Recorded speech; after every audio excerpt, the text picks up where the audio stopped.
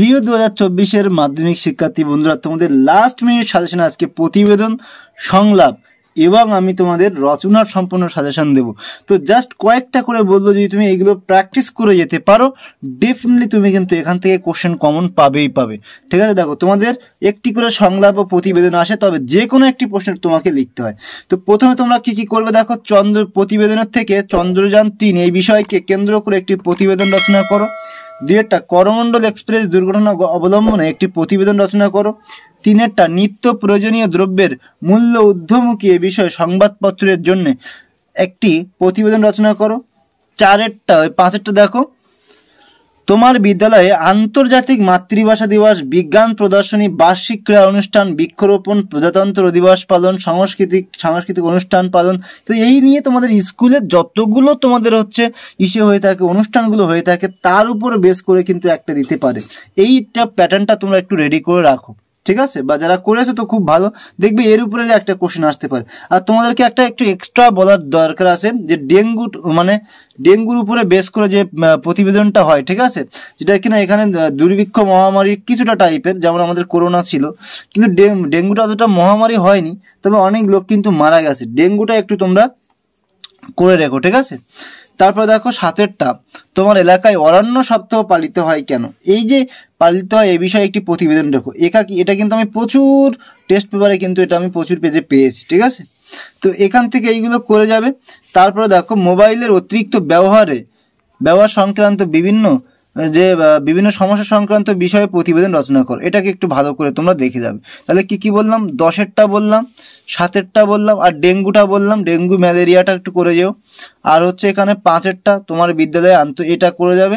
3এরটা নিত্য প্রয়োজনীয় দ্রব্যের মূল্য ঊর্ধ্বমুখী। 2এরটা করমণ্ডল এক্সপ্রেস দুর্ঘটনা অবলম্বনে, আর এটা চন্দ্রযান-3। এরপরে সংলাপটা একটু দেখে নাও। দেখো, সংলাপ থেকে তোমরা যে কোশ্চেনগুলো করবে, চন্দ্রযান-3 আর করমণ্ডল এক্সপ্রেস দুটো তো করছোই, ঠিক আছে? এই দুটো একটু করে ফেলবে তোমরা, 1এরটা 2এরটা। তারপর দেখো, পথ নিরাপত্তা প্রসঙ্গে দুই বন্ধুর মধ্যে সংলাপ রচনা করো। 4এরটা কিন্তু মোস্ট ইম্পর্টেন্ট, ঠিক আছে? তারপর দেখো 7 নম্বরে করবে বৃক্ষরোপণের উপযোগিতা বিষয়ে দুই বন্ধুর মধ্যে সংলাপ রচনা করো। 8এরটা করবে অরণ্য সপ্তাহ উদযাপনে তৎপর দুই ছাত্রের মধ্যে কাল্পনিক সংলাপ রচনা করো। তারপরটা করবে মাধ্যমিক পরীক্ষার প্রস্তুতি প্রসঙ্গে দুই বন্ধুর মধ্যে সংলাপ রচনা করো, ঠিক আছে? আর লাস্ট তোমরা যেটা করবে, বিশ্ব উষ্ণায়ন, জল সংরক্ষণ, মৃত্তিকা সংরক্ষণ বিষয়ের উপর আলোকপাত করে দুই বন্ধুর মধ্যে সংলাপ রচনা করো। তো এইখান থেকে তাহলে কি কি বললাম, এই 12টা করবে। 9এ আছে মাধ্যমিক পরীক্ষার প্রস্তুতি প্রসঙ্গে, এটা করবে। 8এরটা বললাম অরণ্য সপ্তাহ উদযাপনে তৎপর দুই ছাত্রের মধ্যে। তারপরে কি বললাম, রোপণের উপযোগিতা বিষয়ে দুই বন্ধুর মধ্যে সংলাপ। তারপরে কি বললাম, পথ নিরাপত্তা প্রসঙ্গে দুই বন্ধুর মধ্যে সংলাপ রচনা করো। তারপরে কি বললাম, চন্দ্রযান-3 বিষয়ে দুই বন্ধুর মধ্যে একটি সংলাপ। তারপরে করমণ্ডল এক্সপ্রেস। এটা হয়ে গেল তোমাদের সংলাপ আর প্রতিবেদনেরটা কিন্তু দুটোই পেয়ে গেলে। এরপর আমরা চলে আসবো কি, এরপরে দেখো একটুখানি তোমাদের একটু আমি ভুল বললাম, এখানে সংলাপে আরো দুটো একটা তোমাদের করতে হবে। সেটা মোবাইল ফোন ব্যবহারের সুফল ও কুফল বিষয়ে দুই বন্ধুর মধ্যে সংলাপ রচনা করো। আর রক্তদান, জীবনদান বা রক্তদানের উপযোগিতা নিয়ে দুই বন্ধুর মধ্যে সংলাপ রচনা করো। তো এইটুকু করলে তোমাদের কিন্তু হয়ে যাবে। একটু ভুল বললাম, এখানে 13 আর 15টা একটু ভালো করে দেখে যাবে, তাহলে কিন্তু আমাদের হয়ে যাবে। আর এখানে যেগুলো দেখালাম সেগুলো তো করেই যাচ্ছ, আর এখানে প্রতিবেদন যেগুলো তোমাদেরকে বললাম সেগুলো অতি অবশ্যই করবে। এরপরে আমরা একটু চলে যাবো সোজাসুজি রচনার ক্ষেত্রে। রচনায় তোমরা কি কি করবে জাস্ট লাস্ট মিনিটের জন্য একটু বলে দিই, তাহলে দেখে নাও, তাহলে সবাই বুঝতে পারবে।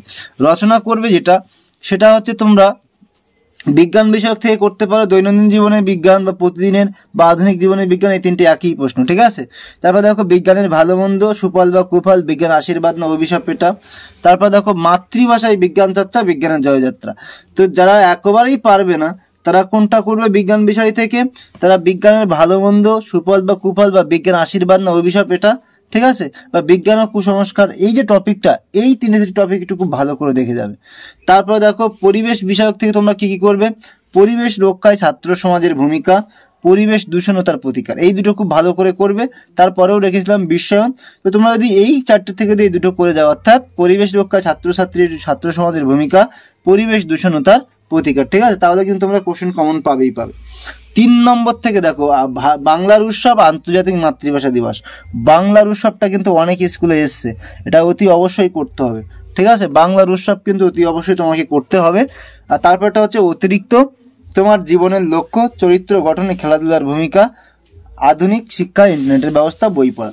এইবারে দেখো তোমরা তাহলে কি বললাম, লাস্ট অবধি যারা পারছো না একেবারেই তাদেরকে বলবো বাংলার উৎসবটা ভালো করে দেখে যাও, পরিবেশ দূষণতার প্রতিকার এটা দেখে যাও, ঠিক আছে? আর একটা বলবো তোমাদের যে দৈনন্দিন জীবনে বিজ্ঞান বা বিজ্ঞানের ভালো মন্দ বা কুফল বা বিজ্ঞান আশীর্বাদ না অভিশাপ, এই যে 3টে, তার মধ্যে বলবো দৈনন্দিন জীবনে বিজ্ঞান বা আধুনিক জীবনে বিজ্ঞান, এইটা করে যাও। তার মানে 3টে লাস্ট কনক্লুশনে কি কি পেলাম আমরা? দৈনন্দিন জীবনে বিজ্ঞান করব, পরিবেশ রক্ষায় ছাত্র সমাজের ভূমিকা, পরিবেশ দূষণতার প্রতিকার, আর বাংলার উৎসব, ঠিক আছে? এইবার এই 3টের মধ্যেও যারা একেবারে পারবে না, যারা একদমই পারবে না, তাদেরকে বলবো শুধু বাংলার উৎসবটা করে যাও, আর তোমরা বিজ্ঞান সম্পর্কে একটা করে যাও, তাহলে কিন্তু তুমি কোশ্চেন কমন পাবেই পাবে। তার মধ্যে বলবো কিচ্ছু না পারলে বাংলার উৎসবটা করে যাও, ঠিক আছে? একটাই করে যাও, দেখবে কালকে তুমি একটাই কমন পেয়ে যাবে, বাংলার উৎসব, ঠিক আছে? তো বন্ধুরা, এই ছিল তোমাদের সম্পূর্ণ প্রতিবেদন, সংলাপ এবং রচনার সাজেশন। তো ভিডিওটি ভালো লাগলে অবশ্যই একটা লাইক করবে, কমেন্ট করবে, শেয়ার করে দিও বন্ধুদের সাথে। আর যদি তুমি আমার চ্যানেলে নতুন হয়ে থাকো, অতি অবশ্যই চ্যানেলটিকে সাবস্ক্রাইব করে দিও। তো আজকের ভিডিও এই পর্যন্ত, দেখা হচ্ছে এরকম কোনো একটা ইম্পর্টেন্ট ভিডিওতে। ততক্ষণে সবাই খুব ভালো থাকবে, সবাই খুব ভালো করে পরীক্ষা দেবে। তো সকলকে অনেক অনেক ধন্যবাদ।